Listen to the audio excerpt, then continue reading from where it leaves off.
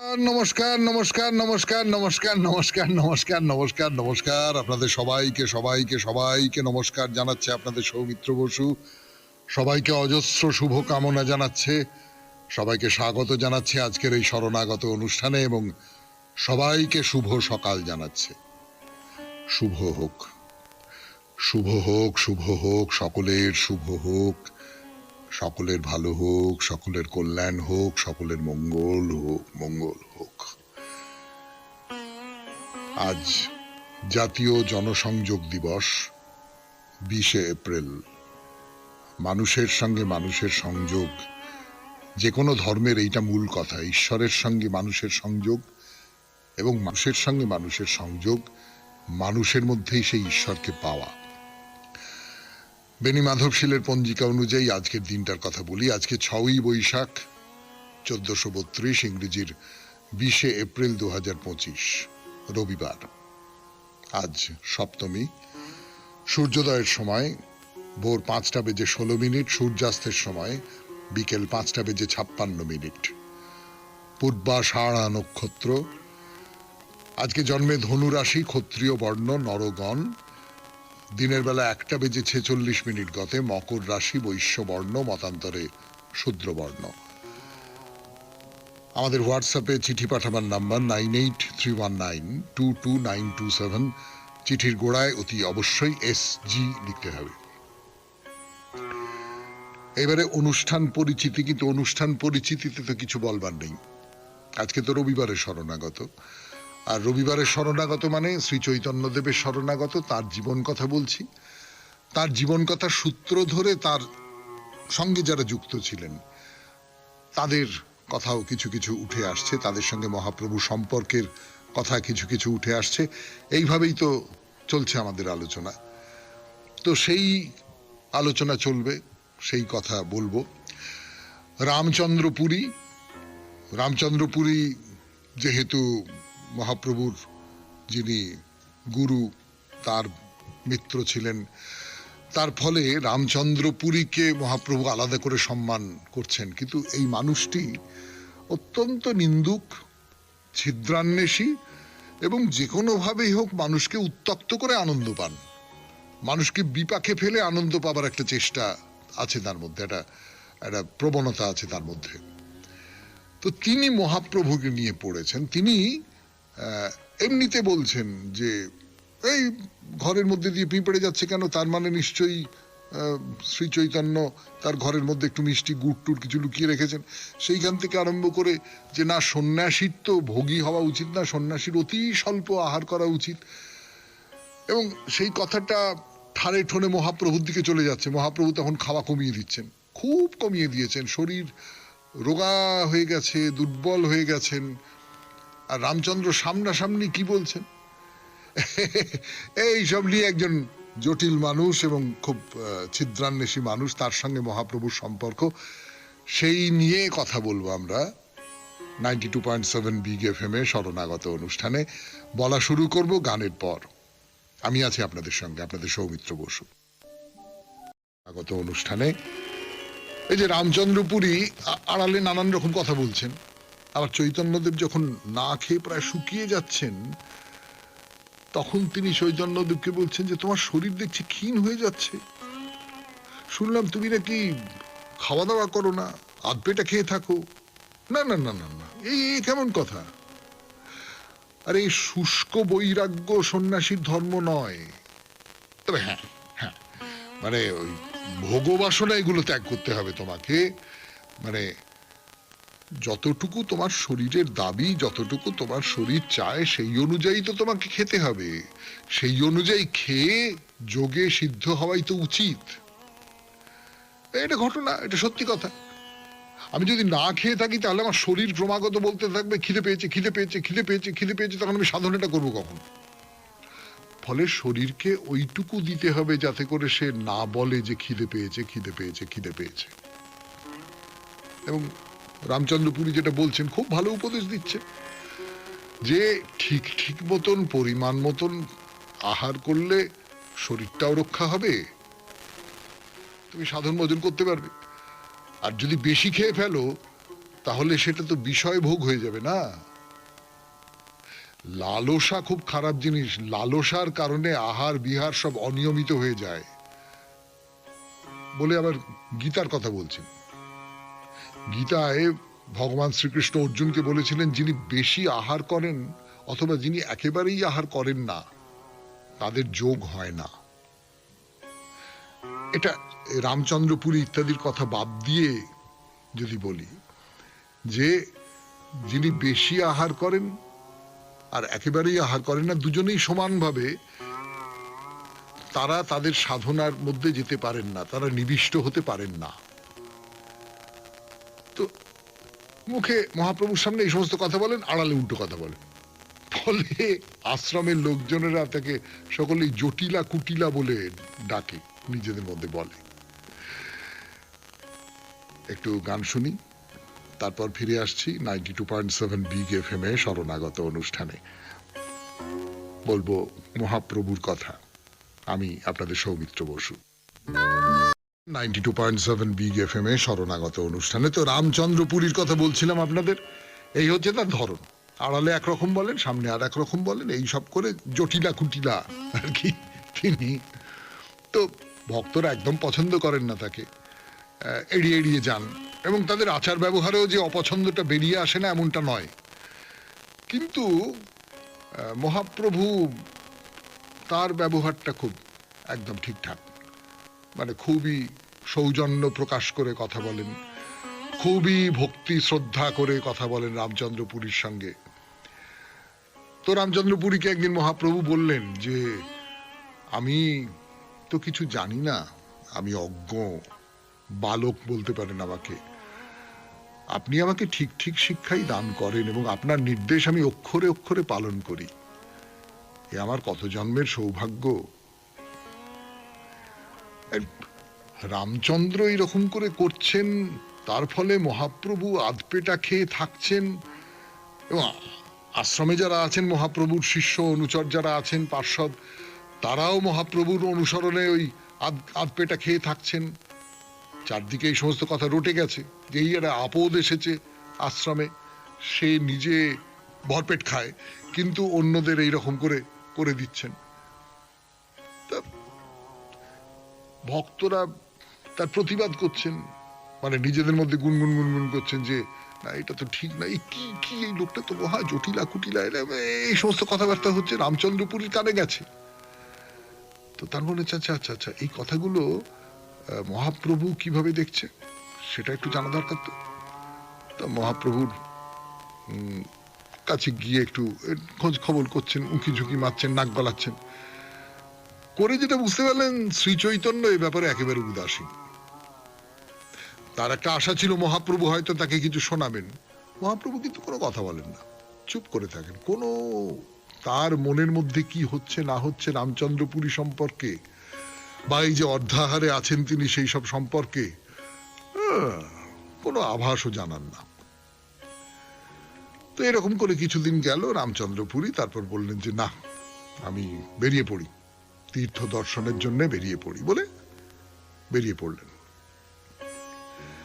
তো এরকম সব ঘটনা ঘটে যাবার বেশ কিছুদিন পরে পরমানন্দপুরী, তার কথা বলেছি আপনাদের আগে, সেই পরমানন্দপুরী খুব কষ্ট পাচ্ছেন, মানসিক কষ্ট পাচ্ছেন। একদিন ওই আশ্রমে গিয়ে মহাপ্রভুর সঙ্গে সাক্ষাৎ করতে এসছেন। তা মহাপ্রভু তো পরমানন্দপুরীকে খুব ভক্তি শ্রদ্ধা করেন, মানে মনে করিয়ে দিই, মহাপ্রভু যখন সেই দক্ষিণ ভারত ভ্রমণ করছিলেন সেই সময় তার সঙ্গে দেখা হয়েছিল এবং তাকে নিয়ে এসেছিলেন এই নীলাচলে পুরুষোত্তম ক্ষেত্রে, মন্দিরের পশ্চিমের দিকে তার থাকবার জন্য একটা জায়গার ব্যবস্থা করে দিয়েছিলেন। তিনি প্রত্যেক দিনই প্রায় মহাপ্রভুর সঙ্গে মিলিত হওয়ার জন্য গম্ভীরায় যেতেন, এবং মহাপ্রভুর যারা অনুগামী ভক্ত তারা তাকে একেবারে অভিভাবক বলে মনে করতেন। মহাপ্রভুও পরমানন্দপুরীকে খুব গুরুত্ব দিতেন, পরমানন্দপুরীকে খুব শ্রদ্ধা করতেন, সম্মান করতেন। এই পরমানন্দপুরী তো রামচন্দ্রপুরীর এই সমস্ত আচার আচরণ নিয়ে তো তার কাছেও গেছে খবর, তিনিও শুনেছেন, শুনে তার খুব খারাপ লেগেছে, খুব খারাপ লেগেছে। তো তিনি ওই রামচন্দ্রপুরীর কথা কিছু শোনাবার জন্য তার শিষ্য টিষ্য সকলকে নিয়ে মহাপ্রভুর কাছে এসেছেন। 92.7 বিগ এফএম এ শরণাগত অনুষ্ঠান শুনছেন। রবিবারের শরণাগত, মহাপ্রভুর শরণাগত। ফিরে আসছি গানের পর। আপনাদের গানের আগে 92.7 বিগ এফএম এ শরণাগত অনুষ্ঠানে যে পরমানন্দ পুরী, তিনি তো সব কথা শুনেছেন, শুনে তার শিষ্য টিষ্য সকলকে নিয়ে এসেছেন মহাপ্রভুর কাছে রামচন্দ্রপুরীর ব্যাপারটা মাথায় রেখে। এসে বলছেন যে দেখো, রামচন্দ্রপুরী খুব নিন্দুক ধরনের লোক, তার ওই রকম সব জটিলা কুটিলা ধরন আছে নানান রকম, সে এরকম সব নানান রকম বলে টলে, এই খুব খারাপ কতগুলো স্বভাব আছে। কিন্তু আমার মুশকিলটা হচ্ছে, আমি এই কথা শুনতে পাচ্ছি যে তুমি তার কথা শুনে তোমার দরকার মতো আহার গ্রহণ করা ছেড়ে দিয়েছো কেন? তার তো এমনই স্বভাব যে সে তোমাকে দরকারের তুলনায় বেশি খাবার জন্য তাগাদা দেবে, না চাইলেও জোর করে খাওয়াবে, তারপর তোমার খাওয়া নিয়ে লোকের কাছে নিন্দে করবে। এইরকম সব লোকজন আছে, কিন্তু আমাদের চারপাশে এরকম প্রচুর লোক আছে। তো পরমানন্দপুরী ভক্তদের দিকে তাকিয়ে মহাপ্রভুকে বললেন, আমি শুনেছি সে আমার নাকি বলেছে শ্রী চৈতন্যের কত ধন আছে যে সে এমন করে খায়। সন্ন্যাসীর বেশি খাওয়া ধর্মনাশের হেতু। প্রথমে যা মনে করেছিলাম এখন দেখছি সেটাই ঠিক। সন্ন্যাসীদের ইন্দ্রিয় তৃপ্তি বজায় রাখতে গিয়ে তাদের পারমার্থিক উন্নতির প্রতিবন্ধকতা তৈরি করে, এই সব কথা বলে বেড়াচ্ছে রামচন্দ্রপুরী। এ আবার এমন মানুষ যে কে কি কত খায়, কেমন আচরণ করে, এই নিয়েই সে মত্ত হয়ে থাকে সব সময়। শাস্ত্রে যে বলেছে কারুর স্বভাব শান্ত, কারুর অস্থির, কারুর কর্ম সৎ, কারুর অসৎ, তবে কর্মের জন্য বা স্বভাবের জন্য তার প্রশংসা বা নিন্দে কোনোটাই করা উচিত নয়। রামচন্দ্রপুরী কিন্তু দুটোই করে। তুমি কেন তার কথা শুনে এরকম অর্ধাহারে থাকছো? শুনছেন রবিবারের শরণাগত, মহাপ্রভুর শরণাগত 92.7 বিগ এফএম এ। আমি আছি আপনাদের সঙ্গে, আপনাদের সৌমিত্র বসু। গান শুনি, তারপরে আবার মহাপ্রভুর কথা। রবিবারের শরণাগত 92.7 বিগ এফএম এ আমি আছি আপনাদের সঙ্গে, আপনাদের সৌমিত্র বসু। তো এই পরমানন্দপুরী শিষ্য টিষ্যদের নিয়ে মহাপ্রভুর কাছে এসেছেন। এসে ওই রামচন্দ্রপুরী সম্পর্কে যা যা বলবার সেগুলো বলছেন যে কারণে এবার সেই কথাটায় আসছেন। বলছেন দেখো, এই যে লোকটার ভেতরে এইরকম সব কপটতা এবং এই কপট আচারের মাধ্যমে যে কোনো একজন মানুষ সম্পর্কে তাকে খানিকটা তার ঘাড়ের ওপর দোষ দেওয়া, এইটা ওর স্বভাব ধর্ম। আমার এই নিয়ে কথা বলতে খুব খারাপ লাগে, খুব কষ্ট হয়, মন বড় চঞ্চল হয়ে ওঠে, আমার ভেতরটা ক্ষুব্ধ হয়ে ওঠে। এই ক্ষুব্ধ হয়ে ওঠাটা আমি পছন্দ করি না, কিন্তু আমি তোমাকে এই কথাগুলো বাধ্য হয়ে বলছি। তুমি ওর কথা শুনে আহার ত্যাগ করো না। তুমি এর আগে যেমন করে খেতে, যেমন করে লোকের নিমন্ত্রণ গ্রহণ করতে, যেমন করে তাদের ভিক্ষা গ্রহণ করতে, সেই রকম করে করো। এতজন মানুষ তোমার কাছে এই রকম করে অনুরোধ করছে যে আপনি এইভাবে অর্ধাহারে থাকবেন না, থাকবেন না, থাকবেন না। তুমি রামচন্দ্রপুরী বলেছে বলে তাদের কথা শুনবে না? এটা কি রকম, কি আচরণ তোমার? এটা কি বুদ্ধি তোমার? মহাপ্রভু পুরোটা শুনলেন, পরমানন্দপুরীর সমস্ত কথা খুব মন দিয়ে শুনলেন। শুনে বললেন যে আচ্ছা, তোমরা রামচন্দ্রপুরীর ওপরে এত রেগে যাচ্ছ কেন? তিনি তো সন্ন্যাসীর যেটা স্বাভাবিক ধর্ম সেইটা বিচার করেই তো উপদেশ দিয়েছেন, তাতে তার দোষ কোথায়? সন্ন্যাসী জিভের কথাটা ভাববে না, জিহ্বার তৃপ্তি সাধন যাকে বলে, জিহ্বার তৃপ্তি সাধনটা সন্ন্যাসীর কাজ নয়। সন্ন্যাসীর জিহ্বা নিজের তৃপ্তি সাধনের কথা ভাববে না, কেবলমাত্র প্রাণটুকু বেঁচে থাকে এইটুকু আহার করাটাই তার পক্ষে উচিত। কিন্তু এ তো ভালো কথা, সন্ন্যাসী এরকম করে থাকবে, মহাপ্রভু বলছেন, রামচন্দ্রপুরীর কথা মতো বলছেন। কিন্তু পরমানন্দপুরী তিনি তো তার গুরুর মতন, তিনি এসেছেন অনুরোধ করতে, এত করে বলছেন যে তুমি এটা করো না, তুমি এটা করো না, তুমি এরকম আধপেটা খেয়ে থেকো না, এতগুলো মানুষের ভালোবাসা, সেইটাকে এতগুলো মানুষের অনুরোধ তুমি এরকম ভাবে অগ্রাহ্য করতে পারো না। তো মহাপ্রভু বললেন যে আচ্ছা ঠিক আছে, বলে যতটা খেতেন তার তুলনায় একটু বেশি খাওয়া শুরু করলেন, একটু বাড়িয়ে দিলেন, এবং নিমন্ত্রণ গ্রহণ করলে ওই 2 পণ কড়ির যে আহার্য, যেটা আগে ওর নিয়ম ছিল 2 পণ কড়ির সমান খাবার আমি 2 পণ কড়ি দিয়ে কেনা যায় সেই রকম খাবার আমি গ্রহণ করব, ওই তিনি কাশীশ্বর আর গোবিন্দ 3 জনে মিলে খেতেন, তো তা তিনি সেইটা রাজি হয়ে গেলেন। অবশ্য গদাধর ভগবান আচার্য আর সার্বভৌমর ক্ষেত্রে এই নিয়মটা প্রযুক্ত হতো না, সেখানে কোনো নিয়ন্ত্রণ রাখতেন না, সেখানে তাদের যতটুকু খেতে লাগে সেই খাবারটাও নিতেন। তো এইরকম মানে মহাপ্রভু একটা সিদ্ধান্ত নিলেন, তার উল্টো সিদ্ধান্ত নিলেন, এটা আরো অনেক ক্ষেত্রে দেখা গেছে। আসলে তার ভেতরে কোথাও একটা দ্বন্দ্ব চলতো বলে আমার নিজের ব্যক্তিগতভাবে মনে হয়। কখনো তিনি ওই লোকজন কি বলবে, লোকের রীতি, সেইগুলোকে অনুসরণ করতেন, আবার কখনো নিজেকে একটু আলাদা করতেন, যেমন তিনি রামচন্দ্রপুরীর মতন সন্ন্যাসীর যা আদেশ, তিনি যা বলছেন সেইগুলোকে মেনে চলছেন, তেমনি আবার দরকারে নিজের যে ঐশ্বর্যবোধ যেটাকে বলে সেইটাও প্রকাশ করতে দ্বিধা করতেন না।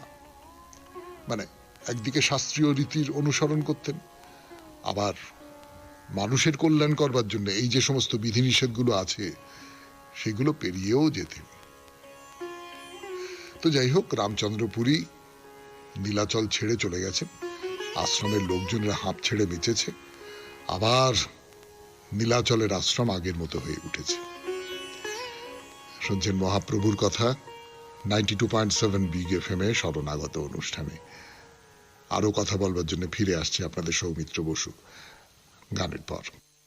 কথাবার্তা সে সপ্তাহ হলো রামচন্দ্র অন্য জায়গায় তীর্থ পর্যটনে চলে গেলেন, রাহু মুক্ত হলো নীলাচলের আশ্রম।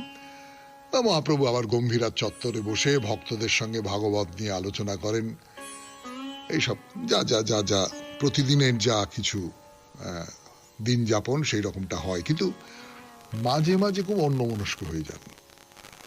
এমন এটা মাঝে মাঝে একটা আসে যখন বোঝা যায় যে মহাপ্রভু যেন বাইরের কোনো কথা শুনছেন না, কোনো কিছু দেখছেন না, নিজের মনের ভেতরে ঢুকে গেছেন, নিজের মনের ভেতরে ঢুকে তিনি আসলে কৃষ্ণকে খুঁজছেন, এবং তার মনের ভেতরে যে সমস্ত দিব্য ভাব প্রকাশিত হতো সেটা বাইরে থেকে তার ভক্ত যারা তারা অনুভব করতে পারতেন।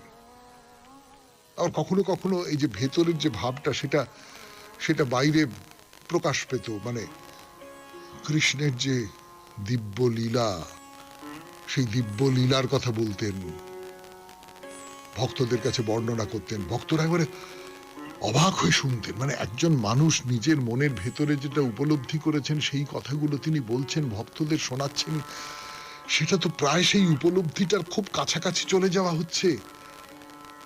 তো কৃষ্ণ কথায় বিভোর হয়ে একদিন আপন মনে বৃন্দাবনের স্মৃতি কথা শোনাচ্ছেন যে কি সুখের দিন ছিল, আহা আর কি কখনো ফিরে আসবে গো, জল আনতে যমুনায় যাচ্ছি, দেখি পরম পুরুষ কদম্ব গাছের নিচে হাতে বাঁশি নিয়ে দাঁড়িয়ে রয়েছেন, দেখতে পাচ্ছেন, তিনি চোখের সামনে দেখতে পাচ্ছেন। এই রকম যখন তার মনের অবস্থা, তিনি ওই গম্ভীরায় যে সভায় বসে হরির কথা বলছেন, কৃষ্ণের কথা বলছেন, গান গাইছেন, উপদেশ দিচ্ছেন, ভক্তরা সকলে ঈশ্বরের যে মহিমা সেইটা নিজের ভেতরে উপলব্ধি করতে পারছেন। আবার কখনো কখনো ভক্তদের মধ্যে নানা রকম কৌতূহল, সেগুলো নিবারণ করবার জন্য তাদের সঙ্গে আলোচনাও করতেন, কোনো কোনো সংকটের মীমাংসাও করে দিতেন, ঠাকুর যেরকম করতেন। আমরা ঠাকুর শ্রী রামকৃষ্ণ পরমহংসদেবের কথামৃত তো পড়ছি, তার থেকে বুঝতে পারছি।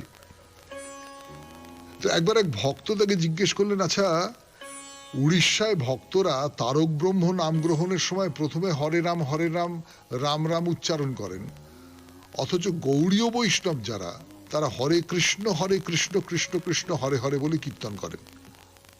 কেন এমন হয়? আপনাদের কখনো মনে হয়েছে এই প্রশ্নটা, যে উড়িষ্যার মানুষেরা বলেন হরে রাম আর বাংলার মানুষেরা, গৌড়ীয় বৈষ্ণব, তারা বলেন হরে কৃষ্ণ কৃষ্ণ? মহাপ্রভু কি বলেন দেখা যাক। 92.7 বিগ এফএম এ শুনছেন শরণাগত, রবিবারের শরণাগত। ফিরে আসছি গানের পর 0.7 বিগ এফএম এ শরণাগত অনুষ্ঠানে। ওই যে প্রশ্নটা, উড়িষ্যায় ভক্তরা বলেন হরে রাম রাম রাম হরে হরে, আর এখানে বলেন ভক্তরা, বাংলার ভক্তরা বলেন হরে কৃষ্ণ কৃষ্ণ কৃষ্ণ হরে হরে। তো এর কারণ কি? এইটার উত্তর দিতে গেলে খুব সাবধানে দিতে হবে। এমন ভাবে কোন উত্তর দেওয়া যাবে না যাতে করে উড়িষ্যার ভক্তরা রুষ্ট হন অথবা বাংলার ভক্তরা রুষ্ট হন। মহাপ্রভু যেটা বললেন সেটা ঠিকই, সেটাই একদম ঠিক রাস্তা, ঠিক পথ, ঠিক কথা বলে আমার নিজের অন্তত মনে হয়েছে। যে দুটো আলাদা দেশ, দুদল আলাদা মানুষ, সেখানে যদি দুটো আলাদা নিয়ম থাকে তাহলে অসুবিধাটা কোথায়? যেটা উচ্চারিত হয় সেটা তো কৃষ্ণ নাম, রামও তো বিষ্ণুর অবতার। তাহলে নামটা তো ঠিক ঠিক উচ্চারিত হচ্ছে, কেউ কৃষ্ণ বলছেন কেউ রাম বলছেন, তাতে কি যাচ্ছে আসছে? ঠাকুর যেরকম বলতেন আর কি, যত মত তত পথ। তুমি কালী বলো, কৃষ্ণ বলো, শিব বলো, যা কিছু বলো না কেন, সবটাই তো ওই একই, সব পথই সেইখানে গিয়ে মিলছে। তো মহাপ্রভু সেই রকম করে বলেন, উড়িষ্যার লোকেরা এরকম করে বলেন, বাংলার লোকেরা এরকম করে বলেন, কি কি যাচ্ছে আসছে। এবং যারা শুনলেন তাদের মনে হলো হ্যাঁ ঠিকই তো, কিছু তো যাচ্ছে আসছে না। কিন্তু একটা জিনিস খেয়াল করে দেখুন, এই যে বাংলা আর উড়িষ্যার মধ্যে যে প্রভেদটা, মহাপ্রভু কখনো কিন্তু এই প্রভেদটা বাড়তে দিচ্ছেন না। সবাই সমান, নিজের নিজের মতন করে সবাই একই রকম, এরকম কথা বলছে। শুনছেন রবিবারের শরণাগত, মহাপ্রভুর শরণাগত। ফিরে আসছি গানের পর 92.7 বিগ এফএম এ শরণাগত অনুষ্ঠানে। কথা শুরু, রবিবারের কথা, শ্রী চৈতন্যদেবের কথা, 92.7 বিগ এফএম এ। আসলে এই যে সাম্যভাবটা বজায় রাখা, এই যে উড়িষ্যার মানুষজনকেও খুশি রাখা, অন্যায়ভাবে খুশি রাখা নয়, ঠিকভাবে খুশি রাখা, বাংলার মানুষ এবং উড়িষ্যার মানুষকে খুশি রাখা, এর পেছনে কিন্তু মহাপ্রভুর একটা খুব সুচিন্তিত মনোভাব ছিল। এই যে সাম্য ভাবটা বজায় রাখা, তার কারণ তার জীবন দর্শন, তার আচরণ উড়িষ্যার মানুষকে প্রভাবিত করে। উড়িষ্যার কত মানিগুণী মানুষ, ধীমান মানুষ, তত্ত্বদর্শী মানুষ, জ্ঞানী মানুষ, তারা তার কাছে আসেন, তাকে মানেন, তার কাছে আত্মসমর্পণ করেছেন। অনেকেই তাকে ঈশ্বর বলে মনে করেন, এবং মহাপ্রভু সবাইকে কৃষ্ণ প্রেমে উদ্বুদ্ধ করছেন। দিনের পর দিন কত ভক্ত তার সভায় আসেন, গম্ভীরার চত্বর একেবারে ভক্তদের ভিড়ে পরিপূর্ণ হয়ে যায়। এমন একটা অবস্থা হয়, যারা পরের দিকে আসতেন তাদের আর জায়গা হতো না, তারা ভেতরেই ঢুকতে পারতেন না, বাইরে দাঁড়িয়ে গোলমাল করতেন। তো মহাপ্রভু বললেন যে না, তারা বাইরে দাঁড়িয়ে থাকবে কেন, তারা কৃষ্ণ নাম শুনবে না কেন? মহাপ্রভু তখন বাইরে বেরিয়ে আসতেন, বাইরে বেরিয়ে এসে সকলের সামনে দাঁড়িয়ে দুহাত ওপরে তুলে বলতেন, কৃষ্ণ কহো কৃষ্ণ কহো কৃষ্ণ কহো। তারাও মোহিত হয়ে মহাপ্রভুকে দেখতেন আর মহাপ্রভুর কণ্ঠস্বর শুনতেন, মহাপ্রভুর এই যে আহ্বান, সেই আহ্বান শুনতেন এবং আপ্লুত হয়ে পড়তেন। কিন্তু এরই মধ্যে এই যে সুন্দর সুছন্দে চলেছে মহাপ্রভুর লীলা, এর মধ্যে মাঝে মাঝে কোনো কোনো বাধা আসতো, মাঝে মাঝে কোনো কোনো তিক্ততা আসতো। সেই তিক্ততা মহাপ্রভু দূর করে দিতেন, করে আবার নির্দিষ্ট পথে ভাবনা চিন্তাকে, ভক্তদের যে ভাবনা চিন্তা তাকে এগিয়ে নিয়ে যেতেন। শুনছেন মহাপ্রভু শ্রী চৈতন্যদেবের কথা। এইবার একটা ঘটনার কথা বলবো। 92.7 বিগ এফএম এ শরণাগত অনুষ্ঠানে গানের পর রামচন্দ্রপুরী চলে গেছে। মহাপ্রভু আহার গ্রহণের ব্যাপারে আবার খানিকটা আগের মতন ফিরে এসেছেন। সবাই খুব সুখী। তো একদিন সকালবেলা ভক্তদের নিয়ে আলোচনা সভায় বসে কথাবার্তা বলছেন। সকলে একবারে বিভোর হয়ে তার কথা শুনছেন। এমন সময় কিছু মানুষ দৌড়তে দৌড়তে দৌড়তে দৌড়তে বাইরে থেকে ভেতরে এসেছে। এসে মহাপ্রভুকে বলছে যে, মহাপ্রভু ভবানন্দের যে বড় ছেলে গোপীনাথ, তাকে চাঙ্গে চড়াবার জন্য রাজার ছেলে পুরুষোত্তম জানা তাকে বদ্ধভূমিতে নিয়ে যাচ্ছে। সে কি? ভবানন্দের জ্যেষ্ঠ পুত্র গোপীনাথকে বদ্ধভূমিতে নিয়ে যাচ্ছে? তা সবাই খুব বিচলিত হয়ে উঠেছে। একটা সকলে গুঞ্জন শুরু হয়ে গেছে। সকলেই অসহায় হয়ে যে এসে খবরটা দিয়েছে তার দিকে তাকিয়ে রয়েছে। আসলে এমনি সাধারণভাবে শাস্তি দেবার জন্য বদ্ধভূমিতে একটা মঞ্চ তৈরি করা থাকতো, এবং ওই যেটাকে বলছে যে চাঙ্গে মানে হচ্ছে এই মঞ্চের তলায় খুব ধারালো তরোয়াল, সেগুলোকে বেঁধে রাখা হতো। ওই আসামিকে খুব উঁচু একটা জায়গায় তুলে সেখান থেকে তাকে ওই তরোয়ালের উপরে ফেলে দেওয়া হতো। একে বলে চাঙ্গে চড়ানো।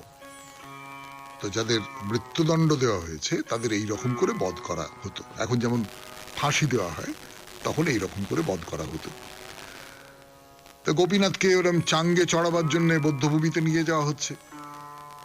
এই সাধারণ শুভাকাঙ্ক্ষী কিছু মানুষজন তারা ছুটতে ছুটতে ছুটতে ছুটতে মহাপ্রভুর কাছে চলে এসছে যে, প্রভু তাকে এইরকম শাস্তি ভোগ থেকে উদ্ধার করতে তুমিই পারো। গোপীনাথ হচ্ছে ভবানন্দের পুত্র, রামানন্দের ভাই, তাকে এই রকম করে চাঙ্গে চড়াবে, এটা কি রকম কথা? এরা সবাই তোমার একান্ত অনুগত সেবক, তাদের রক্ষা করা তো তোমার কর্তব্য। তা মহাপ্রভু একটু চুপ করে রইলেন। বললেন, রাজা এইরকম দণ্ডের আদেশ দিলেন কেন? তো বললেন, আসলে গোপীনাথ তো রাজকর্মচারী। সে রাজার আদেশেই দীর্ঘদিন ধরে দণ্ডপাট একটা জায়গা, মেদিনীপুরের কাছাকাছি একটা জায়গা, সেখানকার শাসনকর্তা হয়ে কাজ করছিল। তো তার মূল দায়িত্ব ছিল ওই এলাকার যে সমস্ত রাজস্ব সেগুলো আদায় করে রাজকোষে জমা দেওয়া। তো এর আগে এক সময় ওই যতখানি রাজস্ব তার জমা দেবার কথা ততটা জমা দেয়নি। প্রায় 2 লক্ষ কাহন কৌড়ি অর্থ কম জমা দিয়েছিল। রাজা এখন তার কাছে সেই টাকা দাবি করছেন। এখন গোপীনাথের এমন আর্থিক অবস্থা যে সেই পরিমাণ অর্থ ফেরত দেওয়ার সামর্থ্য তার নেই। তার কাছে নগদ মূল্য বা যা কিছু দিয়ে এই ধারটা শোধ করা যায় সেই রকম কিছু নেই তার। তবুও সে বলছে যে, আমার কাছে 10-12টা ঘোড়া আছে, রাজা যদি মনে করেন সেগুলো এখন তিনি কিনে নিতে পারেন। তো গোপীনাথ রাজাকে দেখাবার জন্য ঘোড়াগুলোকে তার প্রাসাদের সামনে নিয়েও এসেছে। তো রাজার এক ছেলে ঘোড়া কেনা বেচার কাজ করত, তার আশা সে নিশ্চয়ই সেগুলোর উচিত মূল্য নির্ধারণ করতে পারবে, তাহলে এই ব্যাপারটা একটু নিষ্পত্তি হবে। তো রাজা তার ছেলে পুরুষোত্তমকে ঘোড়াগুলো দেখে আসবার জন্য আদেশ করেছেন। সেখানে গিয়ে ঘোড়াগুলোকে দেখে দরদস্তুর করে যতটা সম্ভব দাম কমিয়ে এমন একটা দাম ঠিক করেছে যে গোপীনাথ সেইটা শুনে খুব বলছে, না এইটিকে দাম হতে পারে নাকি, না এই দামটা ঠিক দাম আপনি বলছেন না। তারপরের কথা গানের পরে 92.7 বিগ এফএম এ শরণাগত অনুষ্ঠানে ফিরে আসছি। আমি আপনাদের সৌমিত্র বসু। গোপীনাথ সরাসরি এই যে রাজপুত্র যে ঘোড়ার দামটা বলছে যে যথাসম্ভব কম দাম ধার্য করছে আর কি, গোপীনাথ সেইটা পছন্দ করছেন না। তিনি জানেন যে এই ঘোড়াগুলোর দাম কত, অনাবশ্যক কমিয়ে দামটা ধরছে। এবং গোপীনাথের সঙ্গে রাজপরিবারের খুব ভালো সম্পর্ক ছিল, রাজা খুব স্নেহ করতেন তাকে। সেই সম্পর্কের জোরে তার ওই রাজাকে সবাই ভয় করে চলে, তার কাছে সবাই মাথা নিচু করে থাকে, এই যে ব্যাপারটা সেইটা ওরকম করে ছিল না। খুব সহজভাবে খোলা মনে তাদের সঙ্গে ব্যবহার করতেন। এবং এই যে রাজপুত্র পুরুষোত্তম, সেও বন্ধুর মতো, সেই জন্য তাকে সমীহ করে যে খুব কথা বলতে হবে এটা মাথাতেই ছিল না। আর এই যে পুরুষোত্তম রাজার ছেলে, তার একটা মুদ্রা দোষ ছিল, সে থেকে থেকে এদিকে ওদিকে ওপর নিচে মাথা ঘোরাতো। তো পুরুষোত্তম ঘোড়াগুলোর যে দাম কি হবে সেইটা বলতে গিয়ে এমন একটা অদ্ভুত দামের কথা বলল, এত কম দামের কথা বলল যে গোপীনাথ রেগে গেছে। রেগে গিয়ে গোপীনাথ বলছেন যে শোনো, আমার ঘোড়া তো তোমার মতন এদিক ওদিক ঘাড় ঘোরায় না, তাহলে তাদের দাম এত কম হবে কেন? এই রাজপুত্র ভয়ানক রেগে গেছে, আমার মুদ্রা দোষ নিয়ে কথা হচ্ছে এবং সেই কথাটা বলে ঘোড়ার সঙ্গে উপমা দেওয়া হচ্ছে। সে ক্রোধে অগ্নিশর্মা হয়ে কোনো দিকে আর না তাকিয়ে খোদ রাজার কাছে গিয়ে বলল, অনেক বাড়িয়ে বাড়িয়ে বলল, অভিযোগ করলে যেরকম হয় আর কি, প্রচুর অতিরঞ্জিত করে বলল যে বকে অর্থ দেবে না, লুকিয়ে থাকবে, আর এখন কিনা অর্থাভাবের কথা শোনাচ্ছে, টাকা পয়সা নিয়ে এই সমস্ত বলছে। এইসব তো সহ্য করা যায় না। আপনি আদেশ দিন, আমি তাকে শুলে চড়াবো। শুলে চড়াবার কথা বললে প্রাণের দায়ে টাকা দেবে, নইলে টাকা লুকিয়ে রেখেছে ও। তো রাজা বললেন, ঠিক আছে, তুমি যা ভালো বোঝো করো, আমি আমার টাকা ফেরত চাই। তুমি কিভাবে সেই টাকা জোগাড় করে আনবে সেটা তুমি ঠিক করো, যাও করো। ব্যাস, এই তো বাবার আদেশ পাওয়া গেছে এবং বকেয়া টাকা উদ্ধারের বিকল্প কোনো রাস্তার সন্ধান তার সামনে নেই। কিন্তু প্রচন্ড অপমান, এই রকম ভাবে আমাকে অপমান করেছে, এই অবস্থায় গোপীনাথকে শুলে চড়াবার ছলে তাকে বদ্ধভূমিতে নিয়ে যাচ্ছে। এই খবরটা মহাপ্রভুর কানে এসে পৌঁছলো। তারপরে কি হলো? পরের রবিবার 92.7 বিগ এফএম এ শরণাগত অনুষ্ঠান আজকের মতো এখানেই শেষ করছি।